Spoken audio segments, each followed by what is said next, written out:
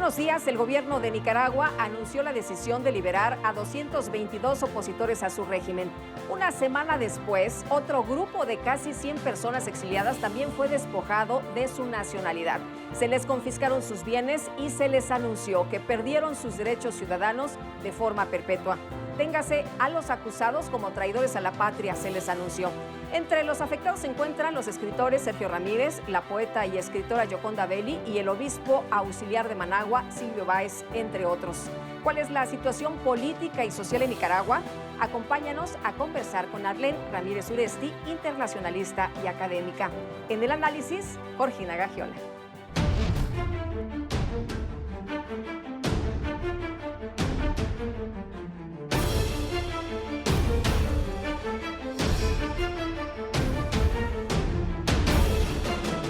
Arlene, un gusto que estés con nosotros en esta ocasión para hablar de este tema. ¿Cómo estás? Bienvenida. Muchas gracias, Lupita, por la invitación. Un gusto.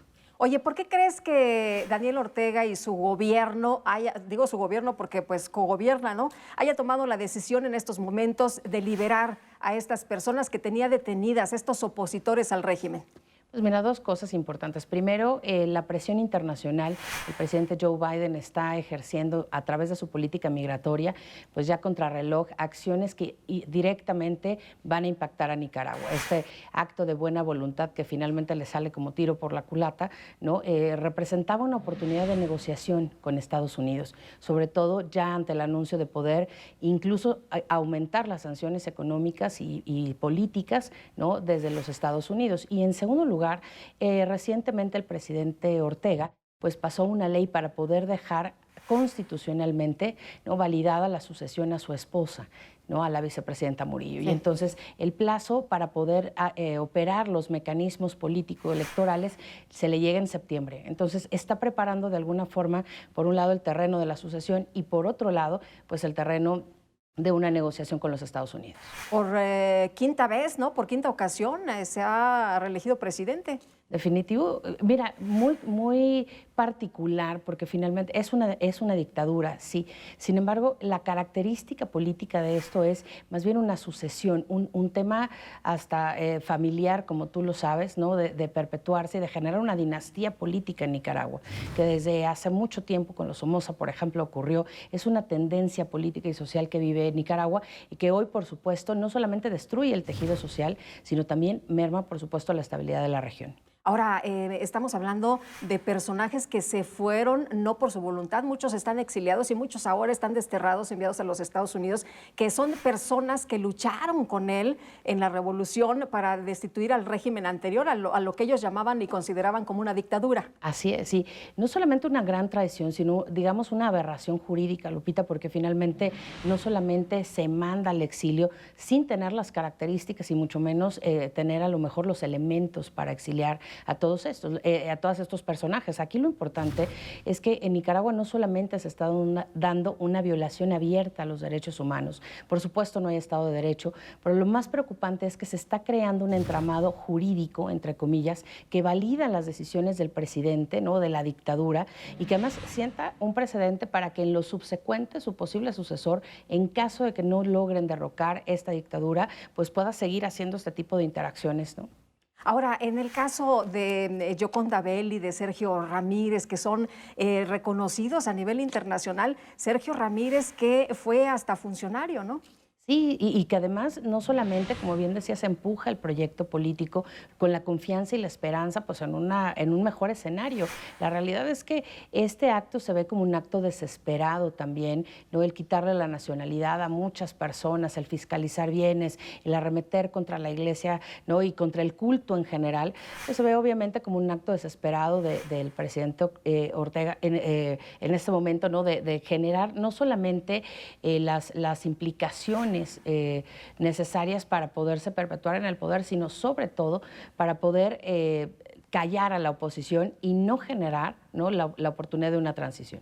Dora María Telles, una guerrillera, una figura legendaria en Nicaragua, ha señalado que pues tal vez esto que ha ocurrido es un símbolo de debilidad de este régimen. Sergio Ramírez, el gran escritor reconocido internacionalmente, galardonado también, ha dicho que puede ser que esto sea un símbolo de descomposición. ¿Tú cómo ves? ¿Cuál lectura le das? Porque pues para ellos que están en el exilio o ahora han sido desterrados, tal vez la lectura sea distinta. Yo coincido totalmente en que hoy podemos empezar a ver el ocaso de la dictadura en Nicaragua. Estos elementos que están ocurriendo, insisto, son elementos desesperados por lograr reafirmarse en el poder. Ciertamente, si el gobierno y todo el aparato gubernamental estuviera bien cimentado, ¿no? Como lo fue en su momento, por ejemplo, la dictadura cubana, donde la misma población aceptaba esa dinámica, ¿no? Y esas políticas que parecían descabelladas a los ojos de los demás, pero para ellos eran viables. En este momento, la presión interna que tiene el presidente y su gabinete pues es bastante fuerte. Pero no solamente es eso, sino que las voces a nivel internacional, como bien lo señalas, pues ya hablan, por supuesto, de una decadencia, ¿no? No solamente del poder en sí, sino de la misma persona. Hoy creo que la estructura más débil que tiene es la misma personalidad y sobre todo que es un personaje mucho más visceral, es un personaje muy reaccionario, que en todo caso lo que está haciendo es pues arremeter contra la libertad de expresión, sabiendo justamente qué es la libertad de expresión y son estos discursos, ¿no? de los intelectuales, de los escritores, de los políticos, quienes permitieron en algún momento derrocar al régimen anterior para poderle dar paso a esta nueva etapa, ¿no? ¿Cómo ves esta voz que pareciera, como decía alguien que entrevisté que estuvo en Amnistía Internacional, la de Boric, del presidente chileno, que pareciera ser una voz en el desierto cuando habla y lo dice con todas sus letras? Este señor es un dictador. Y hay que recordar que pues no puedes desterrar a nadie cuando tienes el corazón de tu patria, ¿no? Por supuesto, yo creo que el caso chileno, particularmente el presidente Boric, hoy representa, sí, una voz en el desierto, pero representa quizá la verdadera izquierda progresista del siglo XXI. Un hombre que ha logrado entender la ideología, ¿no? que ha logrado entender no solamente lo que es la izquierda, sino la evolución de la izquierda en América Latina. La gran diferencia que hay, por ejemplo, con estas antiguas generaciones, la vieja guardia de la izquierda en América Latina, que se queda permanentemente en el poder, ¿no? Entonces, este contrapeso que encontramos hoy en Chile, pues pareciera una voz que no solamente es disonante en el grupo, ¿no? de los países latinoamericanos, sino que además está llamando la atención a nivel internacional por la mesura y sobre todo por la congruencia con la que está trabajando y actuando. ¿Cómo ves el papel de la Iglesia entre las personas que fueron exiliadas, desterradas, entre los que han sido detenidos? Pues hay representantes de la Iglesia, sacerdotes, obispos, en fin. De hecho, uno de ellos, Rolando Álvarez, Monseñor Rolando Álvarez, dijo: no, yo no me voy de mi patria, ¿no? A mí déjenme aquí. Lo dejaron, pero va a purgar una condena de 26 años. Y en una de las prisiones con las peores condiciones, ¿no? de vida y de las más reacias, ¿no? en ese sentido. Pues mira, yo creo que el papel de la Iglesia en un país tan cristiano, ¿no? Sin importar el tipo de fe, de profesión de fe, arremete justamente, ¿no? El aparato de gobierno está arremetiendo justamente contra una de las fibras más sensibles.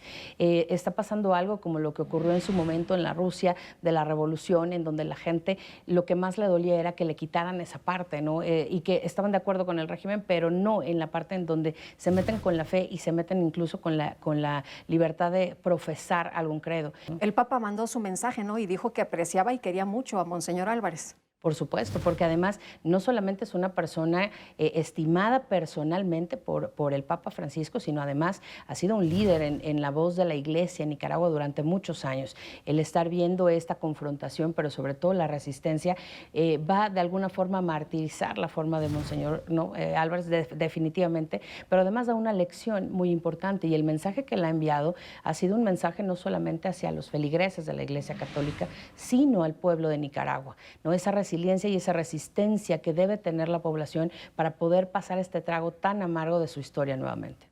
Muy bien, pues Arlene, te aprecio mucho como siempre que puedas platicar con nosotros. Muchísimas gracias. Al contrario, Lupita, un gusto como siempre. Muchas gracias por la invitación. Y nosotros vamos a un recorrido por las redes sociales.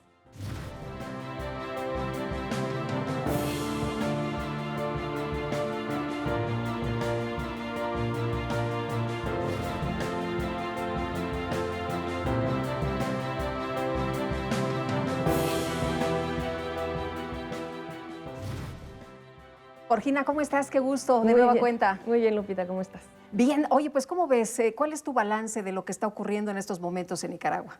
Bueno, pues sin duda es un país más que se une a esta ola, digamos, roja, ¿no? En términos de cuánto avanzan ya en estas dictaduras.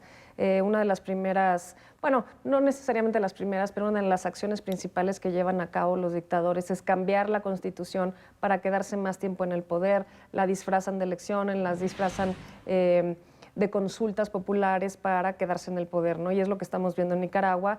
A mí me parece que ha ido un paso mucho más lejos en el sentido de no solamente desterrar a estas personas, sino de quitarles la nacionalidad, lo cual es un derecho humano reconocido por la Organización de las Naciones Unidas. Y bueno, aunque el señor Ortega le quite la nacionalidad a estas personas que son además presos políticos, periodistas, escritores, poetas, obviamente disidentes, ¿no?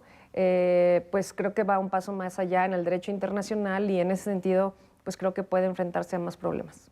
Oye, decía Sergio Ramírez que esto era un absurdo, era una locura, o sea, ¿quién te puede quitar la nacionalidad? Y él decía una frase de que te pueden despellejar, pero tu país no te lo quitan ni aunque estés en carne viva. Exacto, y esa, bueno, es parte de la locura de la gente de que creen que tienen todo el poder, incluso pues de quitar la nacionalidad, de encarcelar, de asesinar a las personas, ¿no?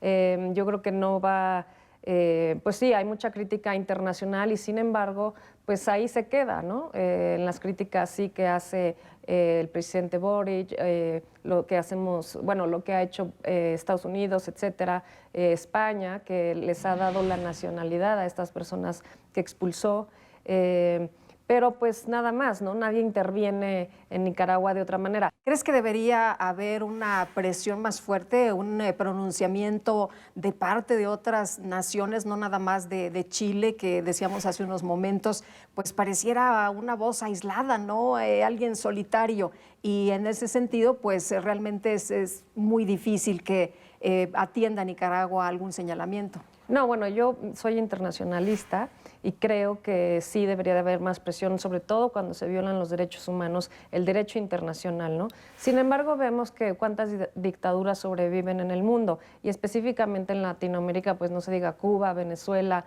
lo que intentó hacer el presidente de Perú, que trató justamente de cambiar la constitución para quedarse más tiempo en el poder.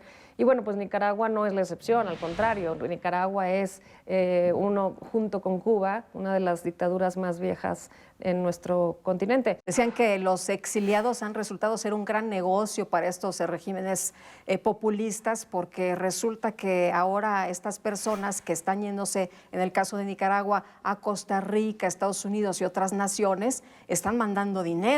Claro. Y entonces eso ha resultado pues ser un puente que ha mantenido a este gobierno sin tanto problema. Claro, y además se aprovecha mucho el tema de las remesas para infiltrar dinero que envía el narcotráfico.